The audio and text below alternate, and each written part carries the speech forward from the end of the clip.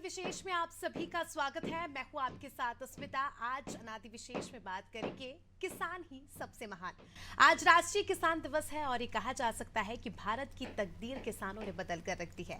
विपरीत परिस्थितियों में किसानों ने देश की अर्थव्यवस्था को मजबूती प्रदान की है, देश को मंदी की चपेट में नहीं आने दिया।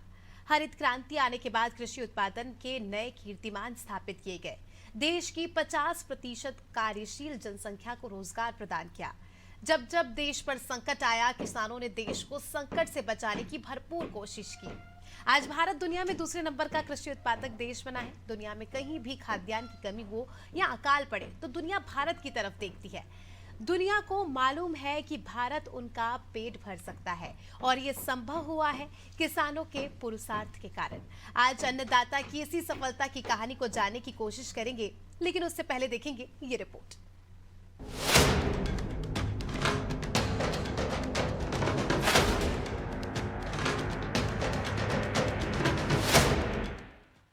आज राष्ट्रीय किसान दिवस है। किसानों के सबसे बड़े नेता और भारत के पूर्व प्रधानमंत्री चौधरी चरण सिंह का जन्म दिवस भी है। चौधरी चरण सिंह के जन्म दिवस को ही राष्ट्रीय किसान दिवस के रूप में मनाया जाता है। आज भारतवर्ष जो कुछ भी है उसमें सबसे बड़ा योगदान किसानों का है। कृषि का भारतीय अर्थव्यवस्था के सकल घरेलू उत्पाद में लगभग 20% योगदान है। देश में निर्यात के क्षेत्र में कृषि का 10% हिस्सा है। जब देश आजाद हुआ था तब देश के सकल घरेलू उत्पाद का 53% कृषि से आता था। यानी देश को आजादी के बाद से ही कृषि क्षेत्र और किसानों ने अपने कंधे पर बिठा कर रखा और देश को इस स्थिति तक लाने में किसानों का सबसे बड़ा योगदान है। आज भी भारत में कृषि क्षेत्र का जीडीपी में योगदान 20% के करीब है और लगभग 40% जनसंख्या इससे जुड़ी हुई है। जीडीपी में कृषि सेक्टर का योगदान इस बार बढ़ा है। पिछली तिमाही में कृषि क्षेत्र का जीवीए 4.7% था, जो अब बढ़कर 5.5% हो गई है।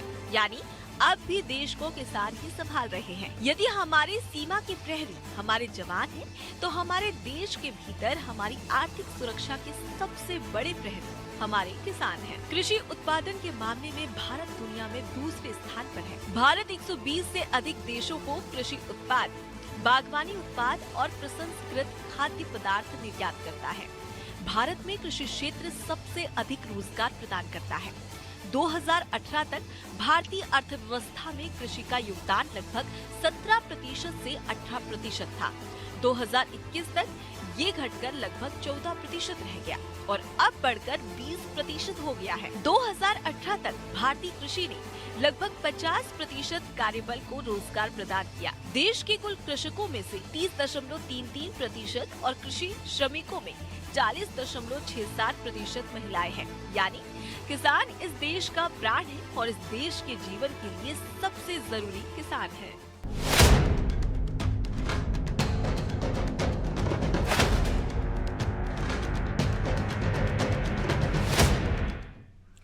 तो देखिए, जय जवान जय किसान का नारा तो आपने सुना ही होगा। हमारे देश भारत में किसानों को उतना ही हम कह सकते हैं महत्व दिया जाता है जितना सीमा पर मौजूद जवानों को। कृषि प्रधान देश है और कृषि पर ही हमारी अर्थव्यवस्था निर्भर है। और आज के इस दौर में हम कह सकते हैं आधुनिकता के इस दौर में भी किसानों की ही बदौलत है जो हमारे देश की अर्थव्यवस्था बरकरार है। और आज पूरे देश को में जो है अंतर्राष्ट्रीय किसान दिवस मनाया जा रहा है। 23 दिसंबर अंतर्राष्ट्रीय किसान दिवस के रूप में मनाया जाता है। इसके पीछे आपको कहानी बता दें कि चौधरी चरण सिंह जी, जो कि हमारे प्रदेश के राजनेता थे, देश के राजनेता थे और प्रधानमंत्री भी रह चुके हैं। तो चलिए, आज क्योंकि किसान दिवस है तो ऐसे में हमारे साथ प्रदेश के पूर्व कृषि मंत्री कमल पटेल जी जुड़ चुके हैं। कमल जी, बहुत बहुत स्वागत है आपका नादी टीवी पर। नमस्कार आपका।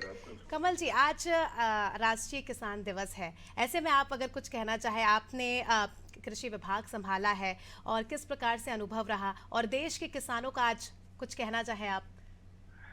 आज पूर्व प्रधानमंत्री, किसान पुत्र, किसान नेता चौधरी चरण सिंह जी की जयंती है। मैं सबसे पहले तो उनके चरणों में श्रद्धांजलि अर्पित करता हूं और किसान भाइयों को किसान दिवस की बधाई देता हूं। मेरा सौभाग्य रहा कि मैं किसान का बेटा हूं, किसान हूं और कृषि मंत्री रहा हूं, पहले राजस्व मंत्री भी रहा। और किसानों के लिए मध्य प्रदेश में माननीय मुख्यमंत्री शिवराज जी और प्रधानमंत्री नरेंद्र मोदी जी के नेतृत्व में, केंद्रीय कृषि मंत्री नरेंद्र सिंह तोमर जी के नेतृत्व में हमने 3.5 साल में किसानों को आत्मनिर्भर बनाने में, उनकी आय दोगुना करने में जो प्रयास किए उसमें हमें सफलता मिली है। मध्य प्रदेश किसानों के लिए एक स्वर्णिम प्रदेश है जी। जहां हमने किसानों की आय बढ़ाने में सफलता प्राप्त की। भारतीय जनता पार्टी की सरकार ने, प्रधानमंत्री जी और मुख्यमंत्री जी के नेतृत्व में, और जहां कांग्रेस की 2003 तक सरकार रही, मात्र 2990 मेगावाट बिजली थी, हमने आज 25,000 मेगावाट से अधिक उत्पादन करके किसानों को सहायता दी। जहां 7.5 लाख हेक्टेयर में सिंचाई थी, आज 46 लाख हेक्टेयर में सिंचाई, और हम 65 लाख हेक्टेयर तक ले जाएंगे, 70 लाख हेक्टेयर। जी। मैं जहां से आता हूं, हरदा से, मेरा सौभाग्य है कि हरदा जिला मध्य प्रदेश का पहला जिला हमने बनाया जो 100% सिंचित हुआ है, पहला जिला जो लिफ्ट इरिगेशन से, नर्मदा जी से और गंजाल मोरन डैम से सिंचाई होगी, उसकी हमने राशि स्वीकृत कराई। हमने मध्य प्रदेश में पानी का डैम का गर्मी में भी उपयोग करके तीसरी फसल के रूप में मूंग की फसल का उत्पादन कराकर मध्य प्रदेश देश का पहला राज्य बना सर्वाधिक मूंग उत्पादन का। साथ ही हमने समर्थन मूल्य पर भारत सरकार के सहयोग से, प्रधानमंत्री जी के आशीर्वाद से, केंद्रीय कृषि मंत्री तत्कालीन नरेंद्र सिंह तोमर जी के आशीर्वाद से, मुख्यमंत्री जी के आशीर्वाद से किसानों को समर्थन मूल्य पर हमने खरीदी की। इस प्रकार किसान को आत्मनिर्भर बनाना, किसान को आगे बढ़ाना, किसान को हर तरह की सुविधाएं देने में हम सफल रहे हैं। बिल्कुल कमल जी, और इस बार हमने देखा भी कि किसानों ने भारतीय जनता पार्टी का ही साथ दिया, और जिस प्रकार से जीत हुई, हम वाकई कह सकते हैं कि किसानों का भी एक बड़ा योगदान रहा। किसानों ने फिर से एक बार विश्वास जताया है। कमल जी, किसानों के भविष्य के लिए अब बीजेपी क्या करेगी? किसानों को वही कहना ना, किसानों को हर खेत को पानी और हरा हाथ को काम, जो जनसंघ के समय से हमारा नारा था, उसको हम पंडित दीनदयाल उपाध्याय जी के प्रेरणा से, माननीय प्रधानमंत्री जी के नेतृत्व में, मुख्यमंत्री जी के नेतृत्व में हमारी सरकार, वाली जिनकी सरकार है केंद्र में, प्रदेश में, हम उसको पूरा करेंगे। हम असिंचित जमीन को सिंचित करेंगे, किसानों के खेतों के रास्ते, जो खेतों तक जाने में पक्की सड़कें बनाएंगे, और बिजली की पर्याप्त व्यवस्था करेंगे, ताकि किसान जो मेहनत करता है उसको, उसका फसल अधिक उत्पादन हो, उसको उचित मूल्य दिलाएं, ताकि किसान आत्मनिर्भर होगा तो देश आत्मनिर्भर होगा। किसान जब खेती करता है तो मजदूरों को रोजगार देता है। सबसे अधिक रोजगार अगर कोई देता है तो देश के अंदर किसान ही देता है मजदूरों को, गाँव के अंदर। और इसलिए, और देखा हमने कोरोना के समय जब पूरा देश लॉकडाउन था, उद्योग धंधे, व्यापार व्यवसाय सब बंद थे, पान, होटल, चाय दुकान सब, तो उस समय खेती खुली थी। किसान ही ऐसा था और मजदूर जिसने अपना पसीना बहाया खेत में और फसल पैदा की, जिससे लोगों को दोनों टाइम का भोजन, सब्जी और दूध की व्यवस्था हुई। कल्पना करें अगर किसान भी लॉकडाउन होकर घर में बैठ जाता, बिल्कुल, बिल्कुल, तो देश के लोगों को 130-140 करोड़ लोगों को भोजन कहाँ से प्राप्त होता। और इसलिए किसान अन्नदाता भी है और जीवनदाता भी है, और इस देश की रीढ़ भी है। रीढ़ जब मजबूत होगी तो देश मजबूत होगा। हमारे प्रधानमंत्री नरेंद्र मोदी जी किसानों को मजबूत करने के लिए 1 लाख करोड़ रुपए का कृषि अधोसंरचना विकास फंड स्वीकृत किया आजाद भारत में पहली बार, जिससे किसान खेती के साथ साथ, अगर किसान का एक बेटा खेती कर रहा है, दूसरा पढ़ लिख कर तैयार हो गया, उसको अगर नौकरी नहीं मिली तो सिर्फ नौकरी के पीछे ना भागे, वो अपना आत्मनिर्भर बने, पैर पर खड़ा हो और उद्योग लगाए कृषि पर आधारित, ताकि गांव के अंदर लोगों को रोजगार भी मिलेगा, गांव भी आत्मनिर्भर होंगे, किसान भी आत्मनिर्भर होगा और बेरोजगारी भी दूर होगी। और इस प्रकार छोटे छोटे लघु कुटीर उद्योग लगेंगे। किसान अकेला खेती करता है, हमारे देश में 80% किसान लगभग छोटा है, सीमांत तो लघु है, और इसलिए उसको सामूहिक रूप से खेती करने के लिए कृषक उत्पादक समूह बनाए हैं प्रधानमंत्री। हर ब्लॉक में तो 10,000 कृषक उत्पादक समूह बनेंगे देश में, और उससे वो सामूहिक खेती करेंगे। मान लो 10,000 हेक्टेयर, 20,000 हेक्टेयर, 30,000 हेक्टेयर होती है, हजारों किसान उसमें जुड़ के, और फिर वो अपना उत्पादन को वहीं प्रोसेसिंग करें, पैकेजिंग करें और फिर बेचें। तो किसान MSP पे नहीं, MRP पे बेच सकता है। जो बड़े बड़े लोग, बहुराष्ट्रीय कंपनियां कमाती है पैसा, वो किसान को मिले। जैसे उदाहरण के लिए हम आलू 5 रुपए 10 रुपए बेचते हैं, लेकिन आलू की चिप्स 500 रुपए किलो मिलती है। तो किसान के खुद समूह, किसान के बेटे मिलकर अपना उत्पादन भी करे भाई किसान, और दूसरा उसका प्रोसेसिंग करके पैकेजिंग करके करें तो सब्सिडी भी मिलेगी, उसका भी लाभ मिलेगा। और जो 500 रुपए किलो कमाते हैं 10 रुपए 20 रुपए किलो खरीद कर, उसकी वजह देश के अंदर वो भले 200 में बेचेंगे तो देश में सस्ता भी मिलेगा लोगों को, और किसान के पास पैसा आएगा, मजदूरों के पास पैसा आएगा, गांव के पास पैसा जाएगा, और अधिक लोगों के हाथ में पैसा जाएगा। ताकि हमारे देश की जो जनसंख्या है 130-140 करोड़, इनको रोजगार मिलेगा, इनके ये अपने पैर पर खड़े होंगे और इस प्रकार देश आत्मनिर्भर बनेगा। ये हमारे प्रधानमंत्री जी का जो सपना है उसको हम सब मिलकर साकार बिल्कुल करेंगे। बिल्कुल कमल जी, और किसान की ही तब का ये परिणाम है जो हम इतने सुविधापूर्ण जीवन जी रहे हैं, इतनी सुविधाओं से संलिप्त है। और जब ऐसे में सरकार की मदद मिल जाती है किसानों को, तो एक हम कह सकते हैं काफ़ी अच्छा सिस्टम, अच्छा साइन होगा विकास के लिहाज से। बहुत बहुत शुक्रिया आपका कमल जी हमारे साथ जुड़ने के लिए और चर्चा में शामिल होने के लिए। तो देखिए, पूर्व कृषि मंत्री कमल पटेल जी हमारे साथ जुड़े थे और उन्होंने जिस प्रकार से कहा कि देश की सरकार, मध्य प्रदेश की सरकार भी किसानों का सहयोग कर रही है, जिससे जो है किसानों को अपनी काम में आसानी हो। कई योजनाएं चलाई गई है और भविष्य में भी कई सारी योजनाएं किसानों के हित में लाई जाएगी। सुजालपुर से हमारे सहयोगी ओम मेवाड़ा हमारे साथ जुड़ चुके हैं। ओम भी सुजालपुर के रहने वाले हैं, कृषि प्रधान हम कह सकते हैं क्षेत्र है यहाँ पर और कई सारी संख्या में किसान यहाँ पर रहते हैं। उनसे जानेंगे कि आज किसान दिवस के रूप में सुजालपुर के किसानों का क्या कहना है और खेती किसानी को लेकर उनका क्या कहना है। जी ओम। चलिए, तकनीकी खामी के चलते हमारा संपर्क ओम से नहीं हो पा रहा है। तो देखिए, किसानों का आज दिन है, तो ऐसे में हम कोशिश करेंगे कि हमारे किसान भाइयों से ही चर्चा करें, क्योंकि उनका बहुत बड़ा योगदान है हमारे देश की अर्थव्यवस्था में। ना ही केवल अर्थव्यवस्था में, जो हमारा देश विकास के नित नए कीर्तिमान रच रहा है, तो हम कहीं ना कहीं कह सकते हैं कि एक बड़ा योगदान उनका भी हमें यहाँ पर नजर आता है। भिंड से हमारे सहयोगी अखिलेश हमारे साथ जुड़ चुके हैं। अखिलेश, आज राष्ट्रीय किसान दिवस है और भिंड में भी जो है काफी ज्यादा खेती किसानी होती है। ऐसे में क्या कुछ कहना है भिंड के किसानों का?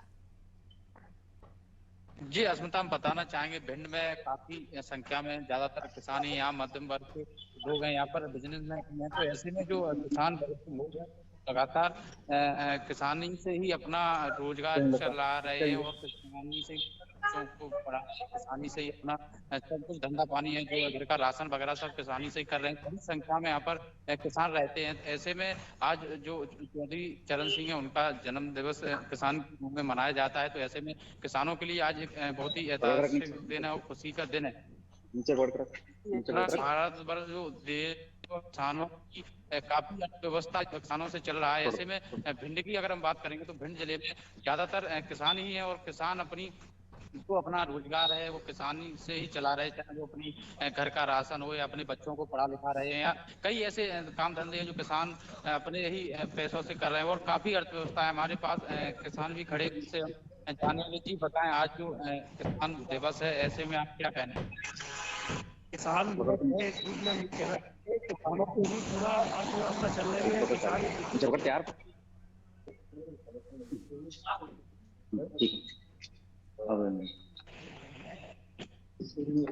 इसका कहना है कि यहाँ पर खर्चा चल रहा है वो अपने खेती बाड़ी से ही चल रहा है, क्योंकि यहाँ पर कोई काम धंधा नहीं है जिससे लोग अपना रोजगार करें, क्योंकि यहाँ पर ज्यादातर किसान नहीं है तो अपना कार्य। जी जी, बहुत बहुत शुक्रिया आपका अखिलेश हमारे साथ जुड़ने के लिए और चर्चा में शामिल होने के लिए। तो देखिए, किसान दिवस है, किसान का दर्द वही बयां कर सकते हैं और जिस प्रकार से एक हम कह सकते हैं तपस्या होती है, क्योंकि जब एक किसान खेती करता है उसे ये नहीं पता होता कि उससे इसको कितना मुनाफा होने वाला है। कई बार जो है काफ़ी ज़्यादा हम कह सकते हैं चैलेंजेस, समस्याएं भी किसानों के सामने आती है, लेकिन बिना किसी कंप्लेन के किसान अपना काम करता जाता है और उसी का नतीजा है कि आज हमारा देश कृषि प्रधान है और दूसरे नंबर पर आता है खेती किसानी में। सुजालपुर से हमारे सहयोगी ओम मेवाड़ा हमारे साथ जुड़ चुके हैं। ओम से ज़्यादा जानकारी लेंगे। ओम, सुजालपुर क्षेत्र में भी हम कह सकते हैं कृषि प्रधान ये क्षेत्र है, किसानों की संख्या यहाँ पर बहुत ज़्यादा है। तो ऐसे में आज किसान दिवस है, तो मैं चाहूँगी कि अगर आपके साथ कोई किसान भाई मौजूद हो तो आप उनसे इस विषय में चर्चा करें। जी अमृता, आज किसान दिवस है। किसान दिवस है तो कारण मध्य प्रदेश में नई सरकार की गठन भी हो चुका है और किसानों के लिए काफी फायदेमंद सरकार साबित होने जा रही है। मेरे साथ कुछ किसान हैं जो वास्तविक जमीनी स्तर पर खेती करते हैं, मैं उनसे आपकी चर्चा कराता हूँ। आज किसान दिवस है। किसान दिवस के उपलक्ष्य में नई सरकार का गठन हुआ है। नई सरकार ने बहुत सारी योजना किसानों के लिए ला रही है, नया बजट भी आने वाला। आप क्या कहना चाहोगे? सबसे पहले तो किसान दिवस के अवसर पर किसान दिवस के अवसर पर किसान बंधुओं को हार्दिक शुभकामना, बहुत बहुत बधाई। और जैसा कि वास्तव में जो नई सरकार का गठन हुआ है, कृषि प्रधान देश है और इस कृषि प्रधान देश में किसान को उसकी फसल का उचित लाभकारी मूल्य मिल जाए, ये सबकी ऐसी भावना रहती है। सरकार ने, भारतीय जनता पार्टी ने अपने घोषणा पत्र में घोषणा की है कि 2700 रुपए क्विंटल जो समर्थन मूल्य पर गेहूं खरीदेंगे। ये सरकार की बहुत अच्छी घोषणा है। तो निश्चित रूप से जो भी समर्थन मूल्य पर जो भी फसल का घोषित होता है, और उससे कम भाव में अगर मार्केट में फसल बिकती है तो सरकार को उसे कड़े कदम उठाना चाहिए। कम भाव पर मार्केट में फसल नहीं बिकना चाहिए। क्या और योजना लानी चाहिए किसान के लिए? कृषि प्रधान देश कहा जाता है और मध्य प्रदेश में किसान के हित में बहुत सारी ऐसी योजना है। सिंचाई का जो रफ्ता है, जो क्षेत्र है, सरकार जो अभी उपलब्ध जो साधन है उसमें और भी सुविधा किसान को देना चाहिए। बिजली वाले मामले में मध्य प्रदेश आत्मनिर्भर हो चुका है, लेकिन फिर भी पर्याप्त मात्रा में जो उसको मिलना चाहिए, कभी कभी 10 घंटे की जैसे कि है, 10 घंटे कभी 5 घंटे मिलती, कभी 7 घंटा मिलती है, फिर भी जो है बहुत अच्छी व्यवस्था है, किसानों को इसका लाभ मिल रहा है। और भी बहुत सारी ऐसी योजनाएं कि किसानों के हित में सरकार को जो है कृषि यंत्र अच्छी क्वालिटी के किसानों को उपलब्ध करवाए, कम रेट में उपलब्ध करवाए, अच्छी क्वालिटी का खाद भी उपलब्ध करवाए, तो निश्चित रूप से और भी उसका लाभ मिलेगा। तो किसानों को कहीं ना कहीं जो बिजली की मात्रा कम मिलती है, किसानों को 10 घंटे बिजली से बढ़ाया जाए ताकि किसानों की सिंचित भूमि पर्याप्त सिंचाई हो सके, ये पहली प्राथमिकता किसानों का कहना। जी ओम, मैं चाहूंगी कि आप चलिए, तकनीकी खामी के चलते हमारा संपर्क ओम से नहीं हो पा रहा है, लेकिन जिस प्रकार से उन्होंने बात की, देखिए जिस किसान से उन्होंने बात की वो भी हम कह सकते हैं कि काफ़ी समय से किसानी कर रहे हैं और उनका जो अनुभव है उन्होंने आज साझा किया। जिस प्रकार से उन्होंने सरकार से भी गुहार लगाई, क्योंकि बिजली बहुत ज़्यादा हम कह सकते हैं कि इम्पॉर्टेंट हो जाती है खेती किसानी करने में। पानी देना पड़ता है फसलों को, ऐसे में जब बिजली कटौती होती है तो किसानों को काफ़ी ज़्यादा मुसीबतों का सामना करना पड़ता है। तो इस बार किसान जो है मध्य प्रदेश की सरकार से चाह रहे कि पर्याप्त बिजली उन्हें दी जाए जिससे कि किसानी करना आसान हो जाए। और आज क्योंकि राष्ट्रीय किसान दिवस है और काफ़ी ज़्यादा गौरव की बात है हमारे लिए, क्योंकि हमारे पूर्वज, हमारे जो बुजुर्ग थे वो भी किसानी करते थे और उसी किसानी के बदौलत हम कह सकते हैं कि बड़ी बड़ी क्रांतियां भी इस देश में हुई। और जब देश आज़ाद हुआ उसके बाद की भी जो हम देख सकते हैं स्थितियां जो थी, तो किसानों का ही योगदान था कि स्थितियां संभली और हम फिर से हम कह सकते हैं कि इकोनॉमी की अगर बात करें, अर्थव्यवस्था की बात करें या हम अगर डेवलपमेंट की बात करें तो उसमें कृषि और किसानों का बहुत बड़ा योगदान रहा है। बिना किसी हम कह सकते हैं कि मतलब के, बिना किसी लोभ के किसान खेती करते हैं और काफ़ी ज़्यादा चैलेंजेस भी उनके सामने आते हैं, काफ़ी ज़्यादा चुनौतियां भी आती है। उन सभी चुनौतियों को पार करके अपना काम करते जाते हैं और उसी का परिणाम हम देख सकते हैं कि आज अगर भारत पूरी दुनिया में मशहूर है, आज अगर भारत किसी हम कह सकते हैं किसी एक चीज़ के लिए जाना जाता है, या आज अगर भारत कृषि के इतने आयाम खड़े कर पाया है तो वो हमारे किसानों की ही बदौलत है। और अगर दुनिया के किसी भी देश में अगर हम नज़र डालें, भारत की ही भूमि ऐसी है जहां पर सभी प्रकार के धान होते हैं, सभी प्रकार के हम कह सकते हैं कि अलग अलग प्रकार के फल, फ्रूट, सब्जियां होते हैं। तो ये उन्हीं के किसानों का हम कह सकते हैं कि श्रम है, उन्हीं की तपस्या है जिसकी बदौलत आज हम ऐसे कृषि प्रधान देश में रह रहे हैं। ओम से हमारा संपर्क फिर से हो गया है। ओम, मैं चाहूँगी कि आप किसानों से पूछें कि उनके सामने चैलेंजेस क्या आते हैं आज के इस दौर में, जब टेक्नोलॉजीज इतनी ज़्यादा हाई फाई हो गई है, नई नई टेक्नोलॉजीज आ गई है, तो क्या उन्हें इन टेक्नोलॉजीज का फायदा हो रहा है? जी, मैं आज जो सरकार जो योजना ला रही है, आपके सामने बहुत सारी चुनौती होती है, नई नई योजनाएं आती है, टेक्नोलॉजी तरीके से खेती की जा रही है। आपके सामने मेन चुनौती क्या रहती है टेक्नोलॉजी के जमाने में खेती करने में? टेक्नोलॉजी में क्या है कि किसान को उसका ज्ञान तो है नहीं, भाई कम पढ़े लिखे हैं, अब नई जनरेशन जरूर पढ़े लिखे आ रही है और वो आएगी जब तक तो बहुत समय निकल जाएगा। लेकिन किसान, सरकार को जो है उस विषय में अपने विभाग के माध्यम से या कृषि विभाग के माध्यम से किसान को जो खेत पर जाकर के उनके जो कर्मचारी अधिकारी उस योजना को विजत बताए, उसका किस प्रकार से उपयोग करना है, कैसे लाभ लेना है, तो निश्चित रूप से बहुत सारी योजना जनपद के द्वारा चलाई जाती है और किसानों को उसका पूरा मालूम ही नहीं पड़ता है कि क्या योजना है, कैसे इसको क्रियान्वित की जाती है, तो उसके बारे में जानकारी कैसे मिलना? जनपद और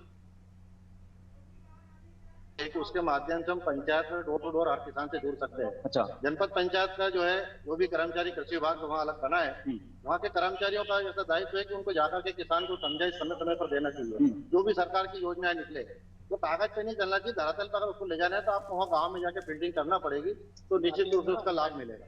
बिजली का तो मैं मेन संकट चाहूंगी कि बताया आप जाता है। किसानों से पूछें कि क्या कुछ गुहार वो लगाना चाहते हैं हमारे चैनल के माध्यम से जो सरकार तक पहुंचे, क्या कुछ उनके मन की बात है जो चाहते हैं कि सरकार तक पहुंचे। आप चैनल के माध्यम से ऐसी चीजें रखें जिसके माध्यम से सरकार तक ये बातें जाए, जब सरकार तक ये बातें पहुंचेगी तो जरूर इस पर कार्य होगा। मैं सरकार चैनल के माध्यम से सरकार को ये बताना चाहता हूँ कि जो बिजली मिलती है वो तो किसान को ठीक है, पर्याप्त मिलती है, मगर वो दिन रात की बजाय दिन में मिले किसानों को, जिससे रात के अंधेरे में या ठंड में किसान को नहीं बचना पड़े और दिन में ही उसकी व्यवस्था हो जाए। दूसरा मेरा ये था कि किसान को जो एमएसपी की जो व्यवस्था है सरकार करती है, वो मूल्य जो निर्धारित करती है कोई कंपनी के द्वारा करवाती है, तो धरातल पे आके करना चाहिए। उसका जो रेट है, समर्थन मूल्य है, वो कम आका जाता है, जबकि इसकी लागत बहुत ज्यादा है। तो मेरा ये मानना है सरकार से कि सरकार उसको सही तरीके से उसका आकलन करे और उसको उचित मूल्य किसान को अगर मिलेगा तो हमारा किसान जरूर समृद्ध हो जाए। बीमों को लेकर भ्रांति बनी रहती है सरकार द्वारा, बीमा राशि को लेकर जब करते हैं तो जो है बहुत अच्छी योजना है माननीय प्रधानमंत्री की, और बीमा से तो किसानों को बहुत फायदा हो रहा है। लाखों रुपए का फायदा, बहुत कम प्रीमियम 2% किसान से लेती है, बाकी की राशि सरकार भरती है। कोई सुझाव और उसमें कोई सुझाव नहीं, उसमें तो बहुत बढ़िया समय पे, लेकिन उसमें निवेदन है कि जो उसको समय पे जैसे कोई नुकसान अगर कोई होती है तो अनावरी तत्काल करो, तो किसान उसका जो 50% राशि तत्काल किसान को दे देना चाहिए। अच्छा, उससे क्या है कि प्रक्रिया में समय निकलता है, सर्वे होता है, सर्वे रिपोर्ट पटवारी से ढंग से देते नहीं, अलग अलग हिसाब से अलग अलग हल्के की रिपोर्ट आती है।